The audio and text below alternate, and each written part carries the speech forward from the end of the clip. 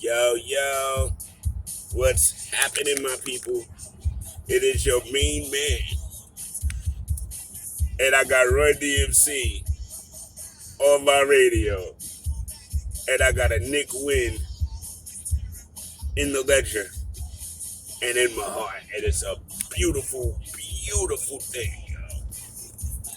I'm telling you, yo, this is what we talk about. Yeah, I know my hair's busted this morning. It's all gravy.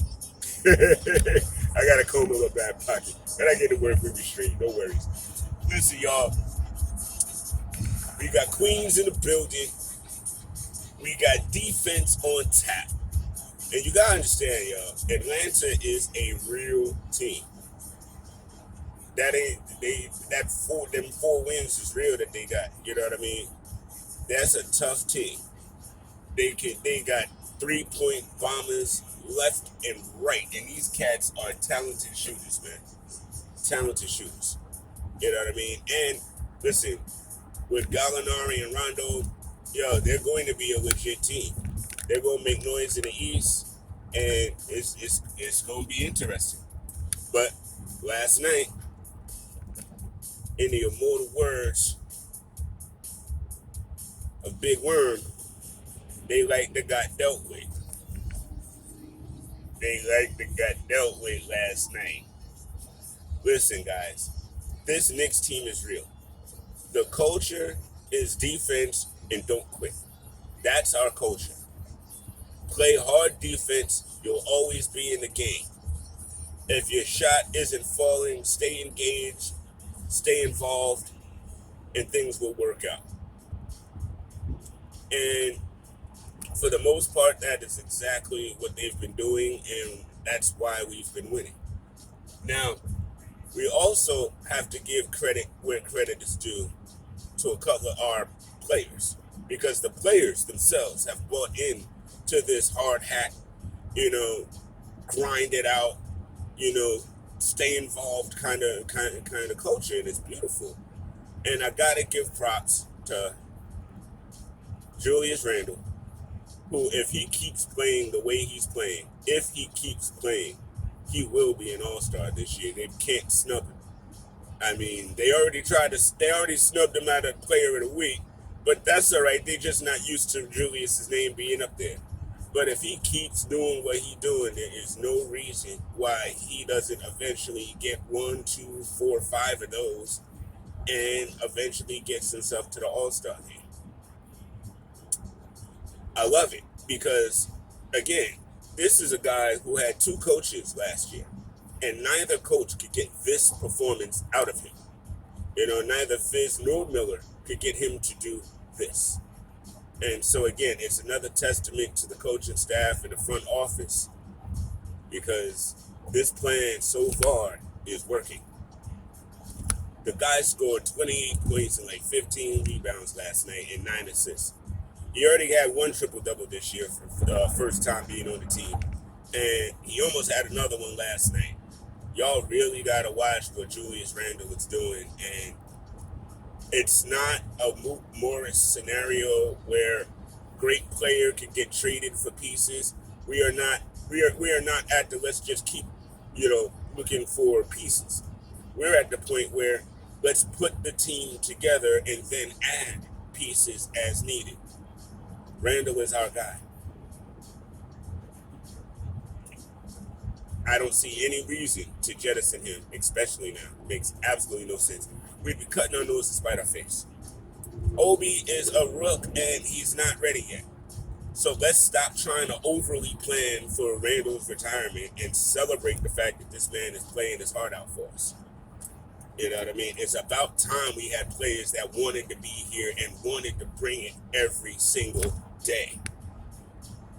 So let's champion those folk and stop trying to jettison them, Nick Twitter, because that's crazy. But anyway, guess who scored 26 points his damn self yesterday, which now makes 2 games in a row 25 plus points. And his name is RJ. That's our other guy, Barry, because he also is our family man. That is our guy. And he is stepping up into that role. Our 1-2 punch, crazy as it sounds, is Julius Randle and RJ Barrett. And I'm absolutely fine with that. The one thing I will say I need to see a little bit better, and again, look, I'm not knocking the guy. He is trying. He is legit trying. Alfred Payton is trying. Only thing is, Alfred Payton just isn't super skilled. That's, he's trying. What is your issue, man? Like, really? These people today, man, on the roads is crazy. But anyway, so Quickly comes in the game, and Quickly is exactly what we need, man. And yes, Knicks Twitter, he will be the starter. Just give it some time. We don't need to rush anything, okay? And remember, we're doing all of this with 8 players. Like 4 guys that we know Thibs will play. Frank, Nerlens, Burks, and Obi. They're still out. They're being evaluated today. So we'll know sometime today if they're going to be available for tomorrow night or even later on in the week. But I think that's actually pretty damn amazing that they've gotten this group clicking this well, even shorthanded. You know what I mean? And I know last night, Bullock wasn't his defensive greatness and his offense is a little inconsistent, but come down. Don't jettison him yet either, guys. I mean, really, listen, this is a marathon, guys, not a sprint. You know what I mean? Every player on this team is going to have highs and lows. Every player on this team is going to experience that. You know what I mean? So as fans, we gotta kind of vibe that out as well. But eventually, I said 30 wins, and so far I'm sticking with my 30 wins. I really am. I'm not going crazy. But if in the next 3 games we can take 2, I'm bumping that up to 33 games, maybe 35, because I only see them getting better as the year progresses. I don't see them staying stagnated. I don't see them falling or regressing even. I don't necessarily see that. So if they're doing this now, it tells me they have the propensity to do even more later, as everybody really gels, as Obi actually starts emerging, which right now, he's a wonderful, happy rookie kid in a candy store. He is happy to be on this team. He's happy to be in the NBA. But pretty soon that's gonna wear off, and the grind date is coming. And I believe he is going to fit perfectly in that. I don't need him shooting a whole lot of threes like he was. I need him to not do that anymore. We don't need 10 threes from that position in a game, like 10 shots in a row type stuff. We don't need that. But I think with him sitting the past few games, I believe he's learned a few things about the pace of the game, spacing, where to be at.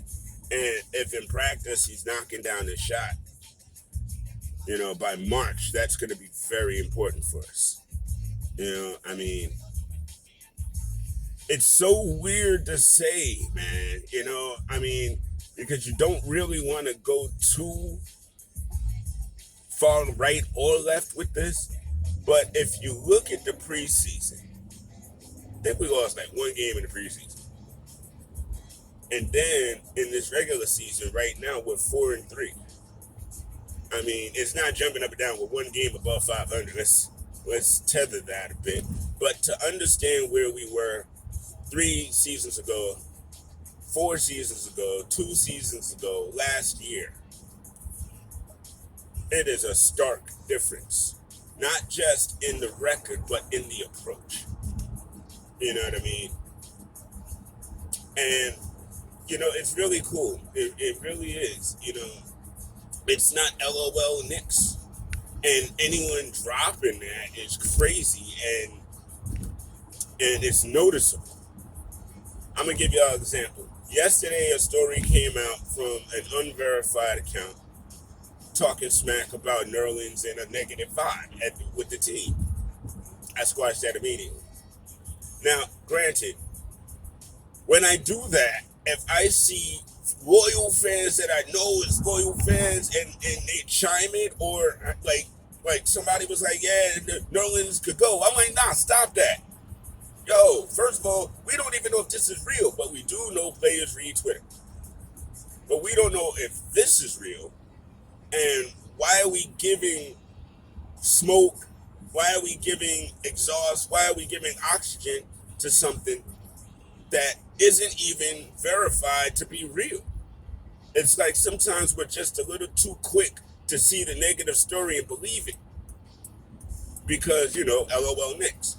But all I gotta say to that is we have to take everything for what it is and realize that this is not LOL Knicks, and that we control the narrative of our team as good as anybody, as strongly as anyone else does. And if we don't allow for those types of silly things to even come about, then all that does is strengthen what am I looking for? All it does is strengthen the brand, and folks start realizing, yeah, we can't LOL them no more, because when their team comes to our town and gives our team the business, we won't have much to say, because that's what they doing. Now, before I head on out of here, this is such an important record for me, y'all. So important. I was homeless one time back in the day, and I was homeless for 2 weeks. This song was the only song I had on me, and it held me down for 2 weeks straight, man. I'll never, ever turn this song off. Anytime it comes on, I'll listen to it. Love you, Chuck. Really helped me through the time. All right, so now we got Utah coming up. Honestly, we could win that game too. I mean, I'm to the point where if we bring it, I feel like we can be in any game. You know what I mean? That's just how I feel. But I feel that way based on what they showed me.